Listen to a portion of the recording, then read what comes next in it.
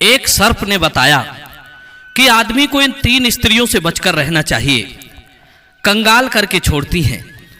दोस्तों, आज की कहानी बड़ी ही रोचक और शिक्षाप्रद है। कौन सी स्त्री का साथ करने से व्यक्ति के जीवन में दुख आ जाता है? कौन सी स्त्री मनुष्य को कंगाल बनाने के लिए आती है और कौन सी स्त्री के आने से मनुष्य की जिंदगी स्वर्ग बन जाती है?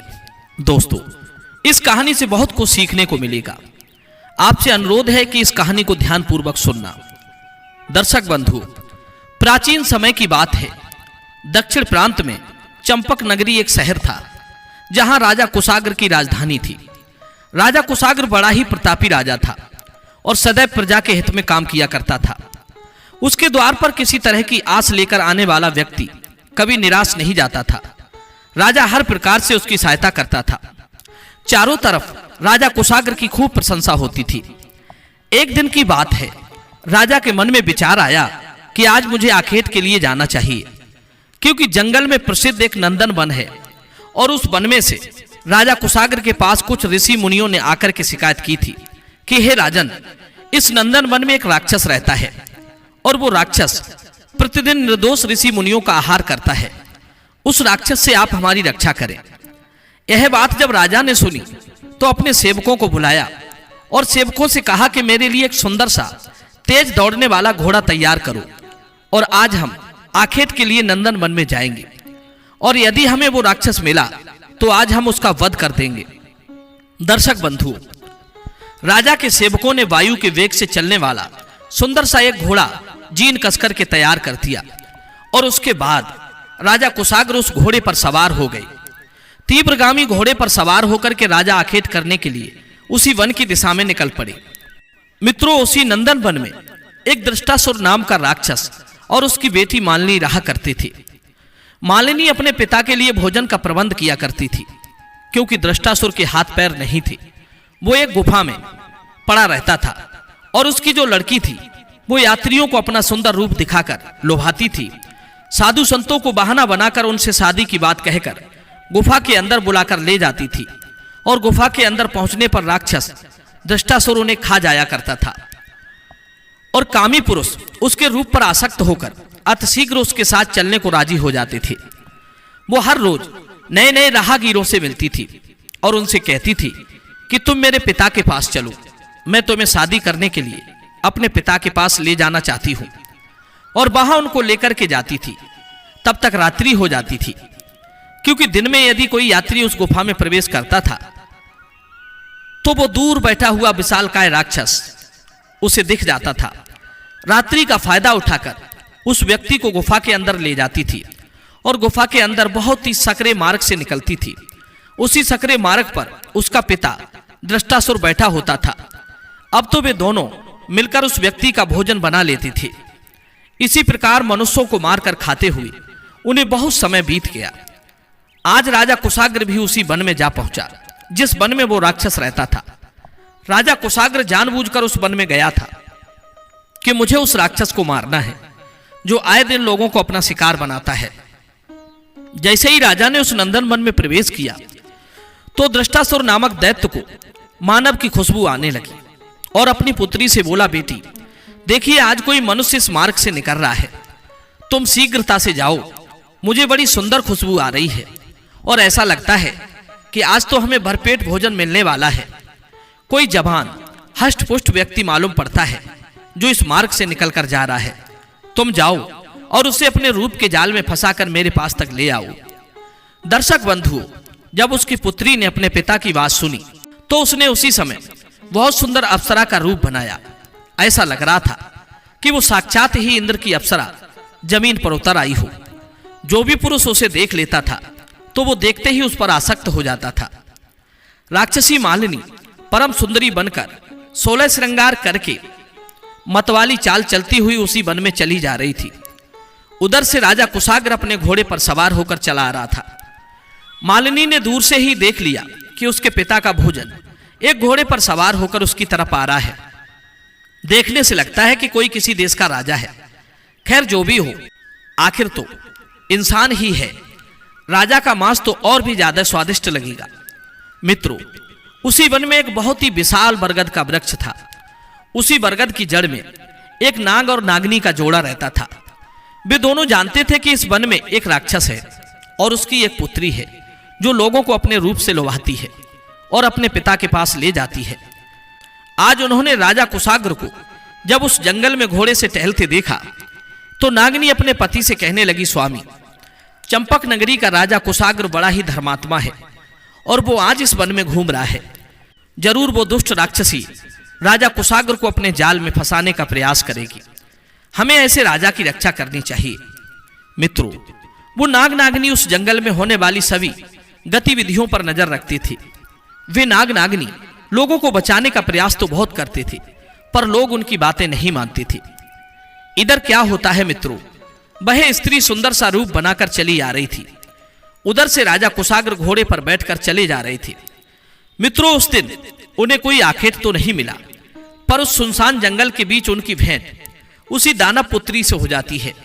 वो आगे मार्ग में खड़ी थी।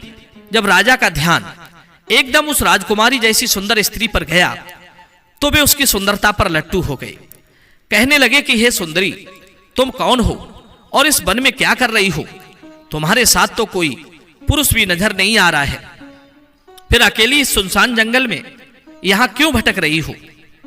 यहां तो तुम्हें कोई मार देगा, तुम्हारे प्राणों को खतरा है। तब वो लड़की कहती है, हे राजा जैसे दिखने वाले सुंदर युवक, आप मेरी चिंता मत करो। मैं तो बचपन से ही इसी जंगल में पली बड़ी हूं, क्योंकि मैं एक ऋषि की कन्या हूं। मेरे पिता इस वन में रहकर भजन करते हैं। वे एक गुफा में बैठकर ईश्वर की आराधना करते हैं। मुझे आप ये बताओ, क्या आप किसी देश के राजा हैं? आपकी वेशभूषा को देखकर तो ऐसा लगता है कि आप कोई राजा हैं। तब राजा ने कहा, हाँ सुंदरी, मैं चंपक नगरी राज्य का राजा हूं। लड़की कहती है, हे राजन, मेरे पिता मेरा विवाह करना चाहते हैं। उन्होंने मुझे आदेश दिया है कि पुत्री तुम स्वयं जाओ और अपने लिए कोई सुंदर सा पति देख कर आओ। अपने पिता की आज्ञावश में अपना पति तलाशने आई हूं, लेकिन मैं देख रही हूं कि इस जंगल में सब बूढ़े बूढ़े ऋषि मुनि तपस्या कर रहे हैं और मैं जवान हूं, इसलिए मैं उनसे विवाह नहीं कर सकती। परंतु हे राजन, मैं आपके रूप और सौंदर्य को देखकर ये जान चुकी हूं कि आप किसी राजा के पुत्र हैं, हर प्रकार से मेरे पति बनने के योग्य हैं। क्या आप मेरा निवेदन स्वीकार करेंगे? मित्रों, दुनिया में ऐसा कौन सा व्यक्ति है जो नारी की चाल से वश में नहीं हुआ है? बड़े बड़े जितेंद्रिय ऋषि मुनि नारी के आगे परवश हो गए। राजा कुशाग्र तो बहुत छोटी सी चीज थे। उस दुष्ट राक्षसी ने अपने यौवन के जाल में राजा कुशाग्र को बुरी तरह जकड़ लिया। मित्रों, काम के वशीभूत होकर आदमी अपना अच्छा बुरा सोचना भूल जाता है। उस समय वो मतवाला हो जाता है। राजा कुशाग्र कहने लगे, यदि तुम मुझे पति रूप में चुनना चाहती हो तो मैं तुम्हारी इच्छा का स्वागत करता हूं। मैं भी तुम्हें अपनी पत्नी के रूप में पाकर अपने आप को सौभाग्यशाली समझूंगा। राजा बोला, हे मृगनयनी, मैं तुमसे विवाह करने को तैयार हूं, परंतु तुम्हारे पिता कहां हैं? तब वो राक्षसी कहती है, हे राजन, मेरे पिता गुफा में तपस्या कर रहे हैं और वो इस समय ध्यान मग्न मुद्रा में बैठे हैं। इसलिए हे महाराज, आपको 2 घड़ी इंतजार करना पड़ेगा। मैं ये खबर जाकर अपने पिता को देती हूं। जब वो ध्यान से उठ जाएंगे तब मैं तुम्हें बुलाकर ले जाऊंगी। तुम तब तक 2 घड़ी तक मेरा इंतजार करना। प्रेम बस राजा कहने लगा, हे सुंदरी, तुम्हारे लिए तो मैं 2 घड़ी क्या, पूरी जिंदगी इंतजार कर सकता हूं। मुझे तुम जैसी सुंदर स्त्री मिल जाए तो मेरा रनिवास और भी अधिक शोभायमान हो उठेगा। राजा कुशाग्र उस राक्षस पुत्री के जाल में पूरी तरह से फंस चुके थे। अब देखिए मित्रों, राक्षसी कहने लगी कि हे राजन, मैं इस मार्ग से जा रही हूं और यहां से कुछ दूरी पर ही मेरे पिता की गुफा है। उसमें मेरे पिता तपस्या कर रहे हैं। तुम मेरे पिता की गुफा की तरफ चले आना। मैं तुम्हें निमंत्रण देकर जा रही हूं। और इतना कहकर के वो दुष्ट राक्षसी वहां से चली जाती है। उसे तो पता ही था कि काम के वशीभूत राजा उसकी गुफा के अंदर जरूर आएगा। इधर राजा कुशाग्र के मन में भी उस राक्षसी के लिए प्रेम उमड़ गया। उनके मन में भी उस राक्षसी को पाने के लिए बेचैनी बढ़ने लगी। अब तो राजा के लिए 2 घड़ी का समय 2 वर्षों के समान लग रहा था। सोच रहे थे कि 2 घड़ी का समय कब निकलेगा ताकि मैं उस स्त्री को प्राप्त कर सकूं। इधर वो नाग उसी स्थान पर बैठा हुआ राजा की हालत को देख रहा था। उसने जान लिया कि राजा कुशाग्र उस दुष्ट राक्षसी के चंगुल में फंस चुका है। यदि 2 घड़ी के बाद ये उस गुफा के अंदर चला गया तो उस राक्षस का भोजन बन जाएगा। तभी वो नाग बिल से निकलकर राजा के समक्ष आ जाता है। नाग कहने लगा, हे मुसाफिर, मुझे आप कोई विद्वान, तेजस्वी, कोई राजा मालूम पड़ते हो। तब राजा कहता है, हाँ नागराज, आपने सही पहचाना, मैं एक राजा हूं, परंतु आपका मेरे समक्ष आने का क्या प्रयोजन है? तब नाग कहता है, हे राजन, तुम जो काम करने जा रहे हो वो तुम्हारे लिए बहुत बड़ी मुसीबत बन सकता है। वो लड़की किसी भी तरह से तुम्हारे योग्य नहीं है। तुम व्यर्थ उस पर पागल हो रहे हो। भलाई इसी में है कि तुम उसे भूलकर यहां से लौट जाओ। दर्शक बंधु, ये बात सुनकर के राजा कहने लगा कि हे नागराज, क्या तुम्हारी बुद्धि मारी गई है जो तुम मुझसे ऐसा कह रहे हो? तब नाग बोला कि नहीं राजन, मेरी बुद्धि नहीं मारी गई है। जरा सोचो, क्या तुमने उस स्त्री के कुल खानदान का पता लगाया है? क्या उसके गोत्र के बारे में तुम जानते हो? उसकी क्या जाति है? क्या तुम ये सब जानते हो? राजा बोला, नहीं, मैं उसके बारे में इतना सब तो नहीं जानता, पर इतना जानता हूं कि वो जैसी भी है मेरे योग्य है। तब नाग समझाते हुए बोला, हे राजन, तुम इस समय काम के वशीभूत हो और मैं जानता हूं कि इस समय आपको मेरी बातें बुरी लग रही होंगी। आपकी दृष्टि में मैं शत्रु दिख रहा हूं, क्योंकि सच है, कामी पुरुष को, लोभी पुरुष को, मूर्ख को और क्रोध के वशीभूत को अपने हितैषी का भी समझाना बुरा लगता है। हे राजन, मैं आपका शत्रु नहीं हूं, आपका हितैषी हूं। कहते हैं, जिस स्त्री के कुल खानदान का कोई पता ना हो तो उस स्त्री के मोह पास में पड़ना उस पतंगे के समान होता है जो दूर से जलती हुई अग्नि को देखकर उसमें मरने के लिए पहुंच जाता है और उसमें जाकर के अपने प्राणों की आहुति दे देता है। हे राजन, जैसे बहते हुए जल में जल की गहराई का पता नहीं होता, ऐसे जल में कूद के नहाने वाला व्यक्ति मूर्ख समझा जाता है। उतना ही मूर्ख वो व्यक्ति भी होता है जो नारी के जाल में फंस जाता है। राजा कहने लगे कि आप कहना क्या चाहते हैं? मैं कुछ समझा नहीं। तब नाग कहता है, हे राजन, तुम जिस स्त्री से विवाह करना चाहते हो, क्या वो स्त्री सौदागर की पत्नी के समान सुंदर है? क्या वो उसके समान सुशील है? क्या वो उसके समान चतुर है? राजा बोला, कौन सौदागर? मैंने किसी सौदागर की स्त्री के बारे में नहीं सुना है। आखिर ये सौदागर की पत्नी कौन थी?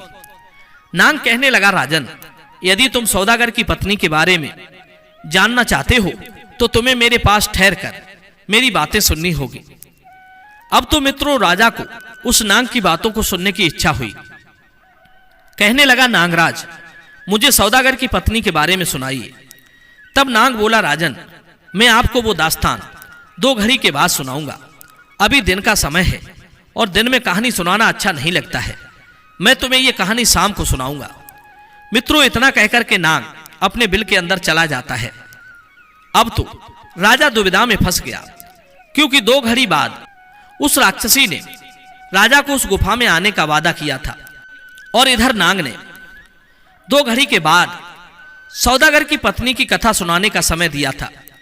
मित्रों, वो नाग अपनी चालाकी से उस राजा को रोकना चाहता था कि राजा मेरी कहानी को सुनने लगे और वहां जाने से बच जाए, परंतु राजा तो उस मोहपाश में बंधा हुआ था और इधर उस नाग की बातों को सुनकर एक दोराहे पर खड़ा हो गया कि अब मैं किधर जाऊं।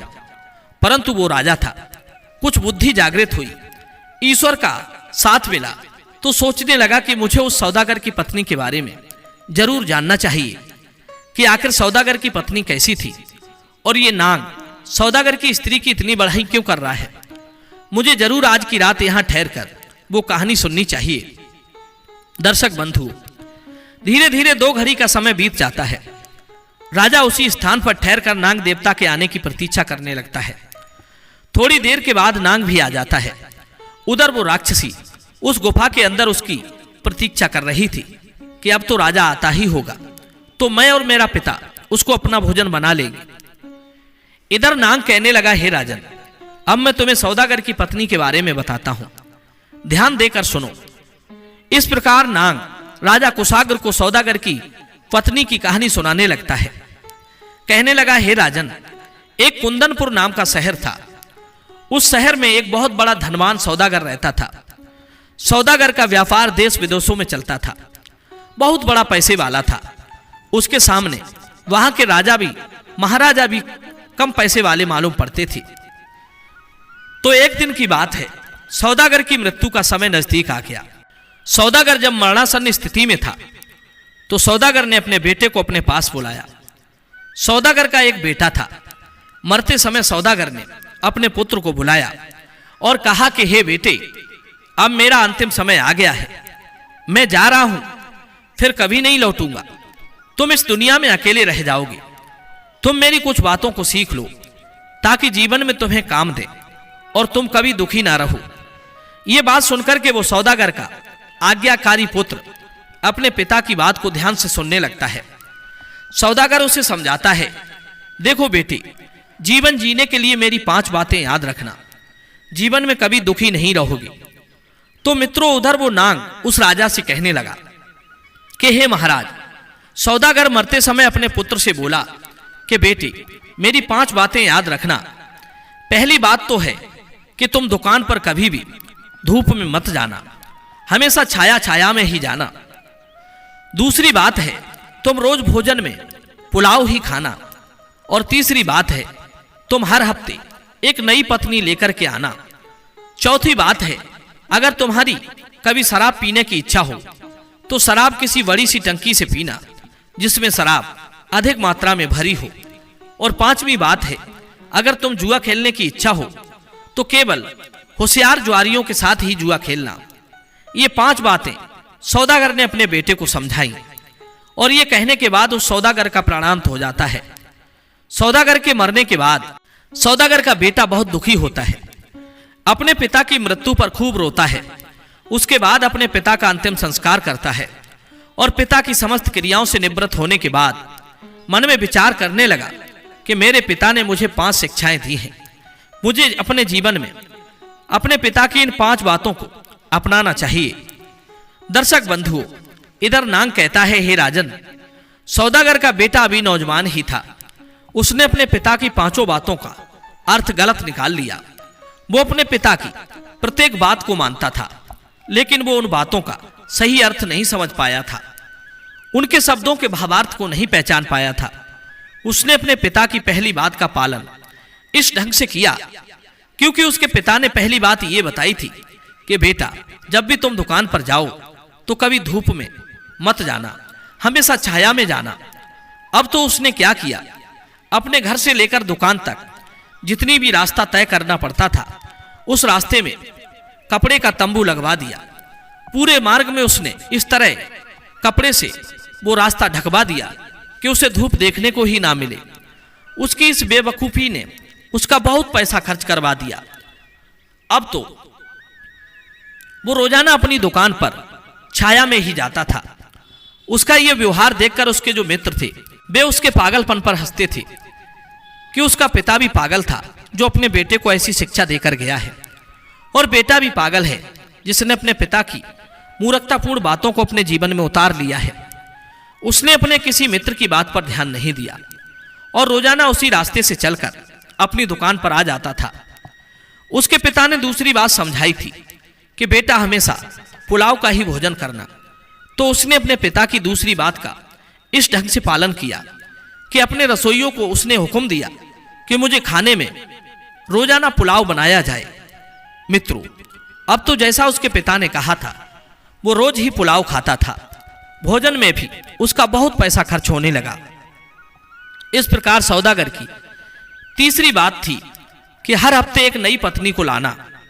मित्रों, हर हफ्ते पत्नी बदलने वाली बात सौदागर को बहुत भारी पड़ने लगी, क्योंकि हर हफ्ते एक नई पत्नी कहां से आए, एक हफ्ते बाद पत्नी को कैसे बदला जाए, यह सौदागर के सामने बहुत बड़ी जटिल समस्या थी कि अब पिता की बात का पालन कैसे हो। फिर उसने ठान ली कि जो भी हो मैं अपने पिता की बात का पालन अवश्य करूंगा। उसने क्या किया मित्रों, अपनी विवाहिता पत्नी को घर से निकाल दिया और दूसरी पत्नी से विवाह रचा लिया। मित्रों, अब तो वो एक पत्नी को सिर्फ अपने घर में एक हफ्ते ही रखता था, उसके बाद उसे घर से निकाल देता था। हर हफ्ते नया विवाह करने से उसकी बहुत बड़ी धन हानि हो रही थी और जो लड़की उससे विवाह करके आती थी उसकी जिंदगी भी बर्बाद हो जाती थी। धीरे धीरे ये बात सबको पता चल गई कि ये तो केवल 7 दिन तक ही पत्नियों को रखता है, उसके बाद छोड़ देता है। अब तो लोगों ने उसे अपनी बेटियां देने से इनकार कर दिया। कोई भी उसे अपने बेटी ब्याहने को राजी नहीं होता था। उसने सोचा कि अब क्या किया जाए, पिता की आज्ञा का पालन कैसे हो। पैसे वाला तो वो था ही, अब तो वो हर हफ्ते स्त्रियों को खरीदने लगा। मुंह मांगा धन देकर हर हफ्ते एक नई स्त्री को खरीद लेता था और 7 दिन के बाद उन्हें अपने घर से निकाल देता था। इस प्रकार उसने सैकड़ों स्त्रियों को छोड़ दिया। दर्शक बंधु, उनमें से कुछ पत्नी बड़ी सुंदर थी, दयालु थी, साफ सुथरी थी और प्रेम करने लायक थी। उनको निकालने में भी उसको जरा भी बुरा नहीं लगा, क्योंकि अपने पिता की आज्ञा का पालन जो कर रहा था। पत्नी को घर से निकालने के लिए वो कोई ना कोई बहाना ढूंढ लेता था। इस प्रकार उसने अनेक स्त्रियों का जीवन बर्बाद कर दिया। धीरे धीरे सौदागर का जमा धन खत्म होने लगा और इधर जब हर हफ्ते एक नई पत्नी को लाना मुश्किल हो गया, क्योंकि अब तो ना कोई स्त्री उससे विवाह करना चाहती थी, ना कोई उसे अपनी बेटी भेजता था। तभी एक बहुत ही बुद्धिमान लड़की थी, उसने जब उस सौदागर के बारे में सुना तो वो उसका असली मतलब समझकर उसे सौदागर से शादी करने के लिए राजी हो गई। वो बहुत होशियार थी।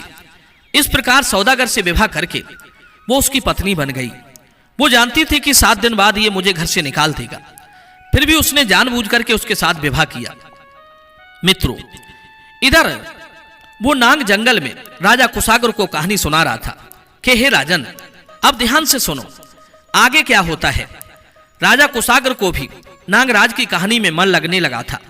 राजा बोला, हे नागराज, मुझे और आगे की कहानी सुनाइए।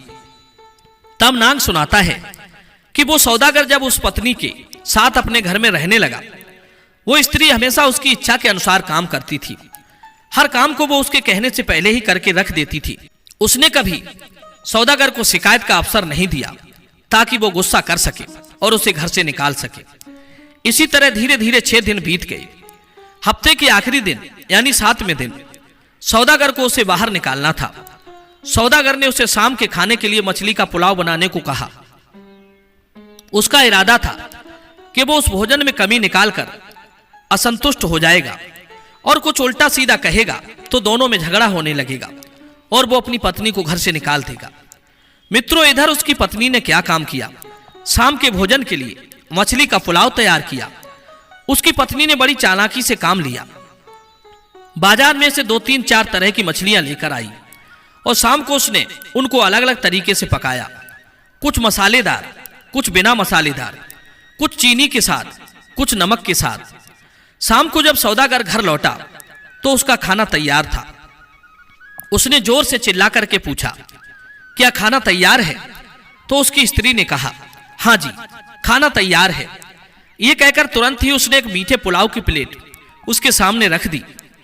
मीठे पुलाव को देखकर उसने गुस्से से कहा कि ये क्या मेरे आगे रख दिया, मुझे तो नमकीन पुलाव चाहिए। सौदागर के इतना कहते ही पत्नी कहने लगी, अजी गुस्सा क्यों होते हो, मुझे पता था कि आपको मीठा पुलाव पसंद नहीं आएगा, इसलिए मैंने तुम्हारे लिए नमकीन पुलाव भी बनाया है। इतना कहकर उसने नमकीन पुलाव की प्लेट उसके आगे रख दी।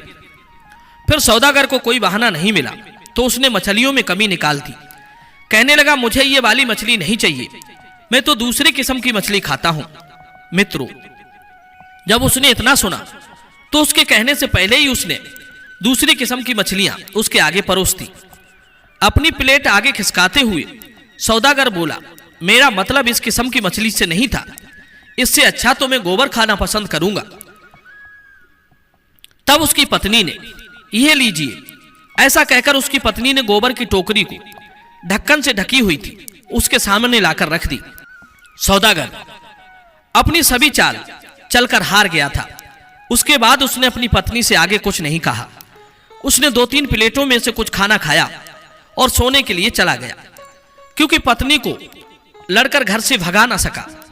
सुबह होते ही उसके पत्नी ने कहा, अजी आज मैं अपने पिता के घर जाऊंगी और तुम्हें भी मेरे साथ चलना पड़ेगा।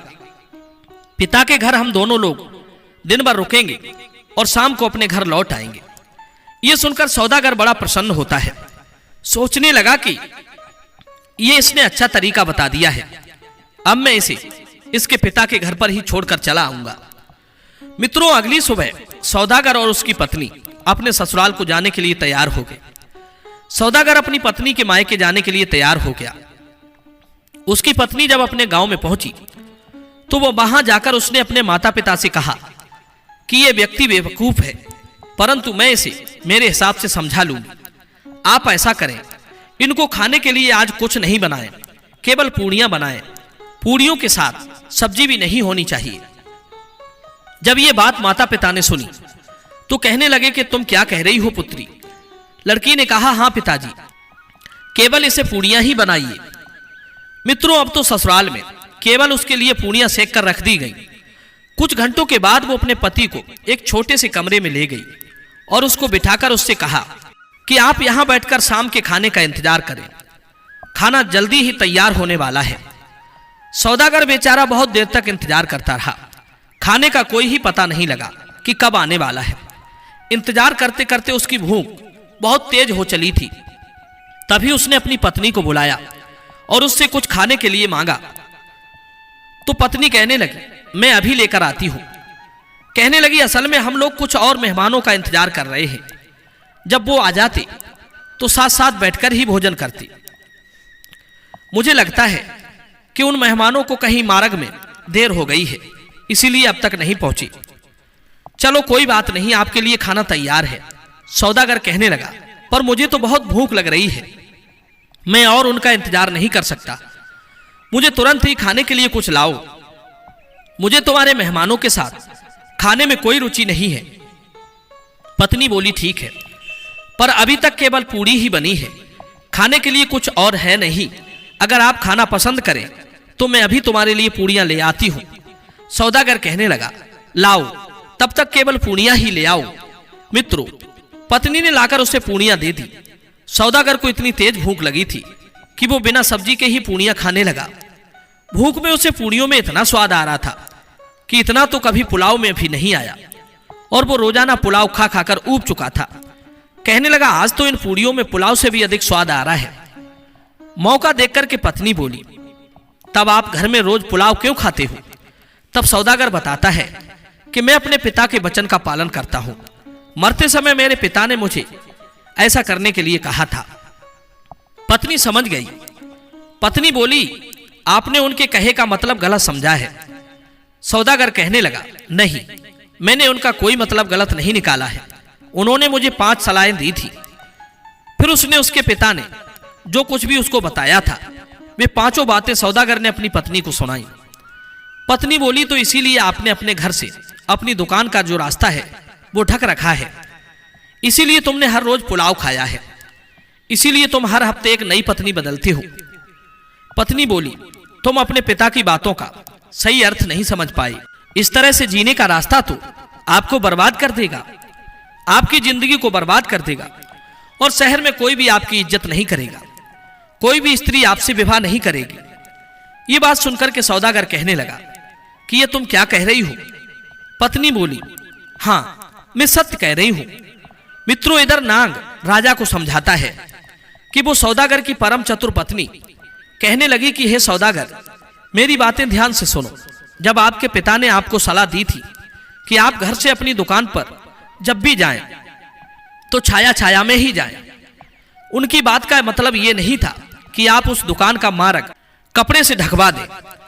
उनका मतलब यह था कि यदि आप और अमीर और पैसे वाले बनना चाहते हैं तो सूरज निकलने से पहले दुकान पर जाएं और सूरज डूबने के बाद वापस अपने घर आया करें। जब दुकान जल्दी खुलेगी और शाम को देरी से बंद होगी तो अब बहुत अच्छा मुनाफा होगा। तुमने तो लाखों रुपए तंबू लगवाने में खर्च कर दिए, और तुम्हारे पिता ने दूसरी बात तुमसे यह कही थी कि रोजाना पुलाव का भोजन करना।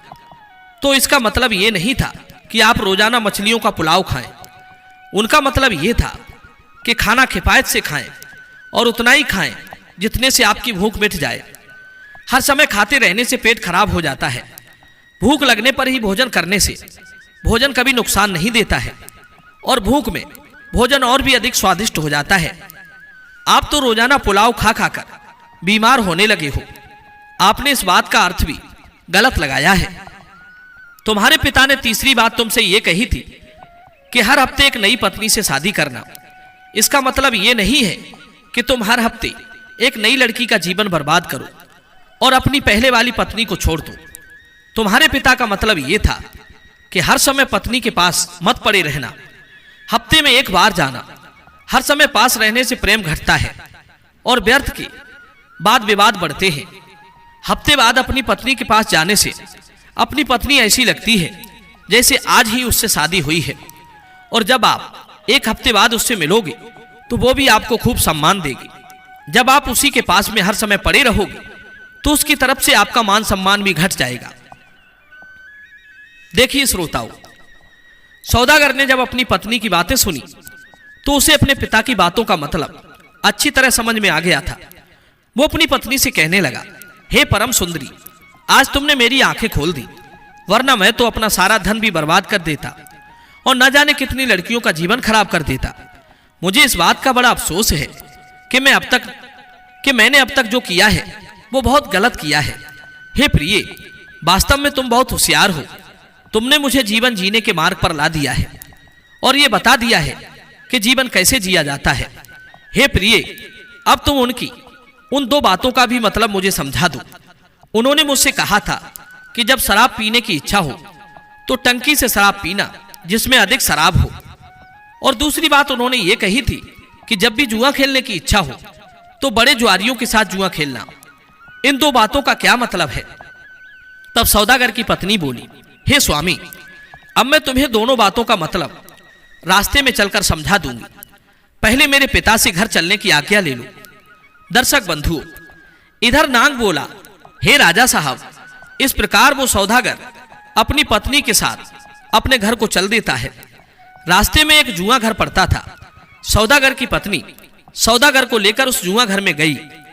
वहां पहुंचकर उसने हर मेज पर होती हुई चालाकियां, छल और प्रपंच को समझाया और उन लोगों से मिलाया जो बहुत बड़े नामी जुआरी थे, जिन्होंने अपना सब कुछ जुए में हार कर अब सड़क पर आ चुके थे।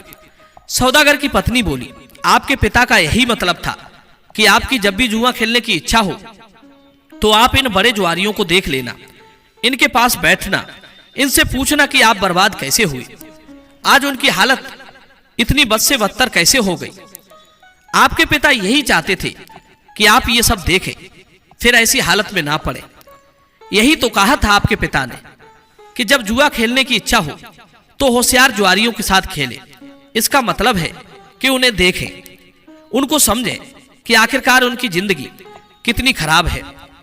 तुमने उसका गलत अर्थ निकाल दिया। मित्रों, सौदागर की समझ में अपने पिता की चौथी बात भी आ चुकी थी। उसके बाद सौदागर की पत्नी अपने पति को लेकर के शराब खाने में पहुंची। वहां शराब बनाने का एक बहुत बड़ा टैंकर रखा हुआ था। पत्नी ने शराब की बनी उस टंकी की तरफ इशारा करते हुए कहा कि उसको चलकर देखिए, वहां से जी भर के शराब पीजिए। मित्रों, सौदागर फौरन उस शराब की टंकी के पास पहुंच गया। उस टंकी से बहुत बुरी दुर्गंध आ रही थी।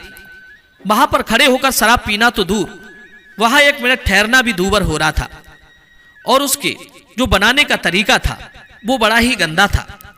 उसको देख करके सौदागर नीचे उतर आया, कहने लगा कि मैं ये शराब नहीं पी सकता।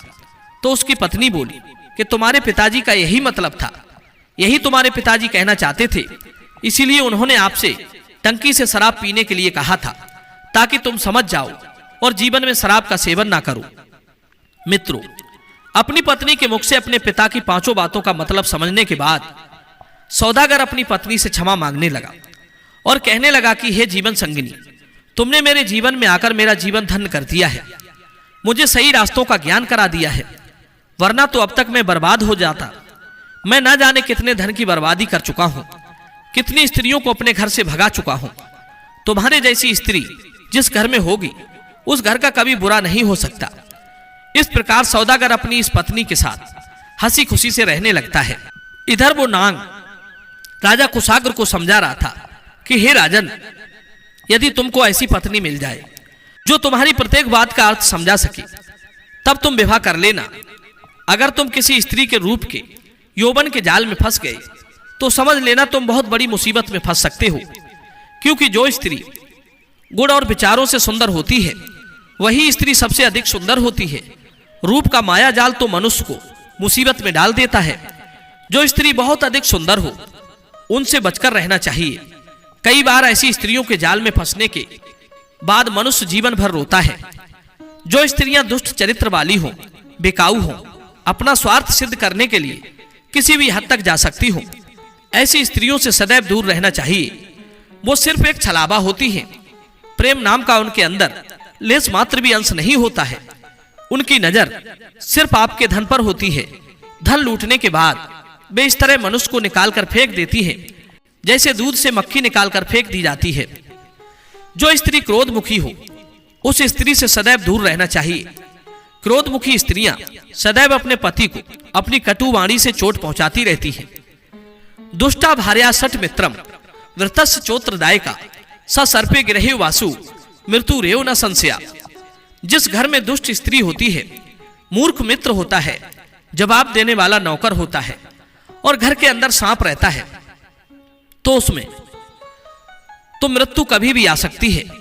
दर्शक बंधु, इस प्रकार नाग ने राजा कुशाग्र को कहानी सुनाई और इधर तब तक प्रातः काल हो जाता है। नाग यही तो चाहता था कि राजा का जो समय है वो यही बीत जाए और वो राक्षसी के पास जाने से बच जाए। जब प्रातः काल हो जाता है तो राजा रुक जाता है और सोचता है कि यह रात तो ऐसे ही निकल गई, आज की रात मैं उससे मिलने जरूर जाऊंगा। राजा कुशाग्र अब शाम होने का इंतजार करने लगता है।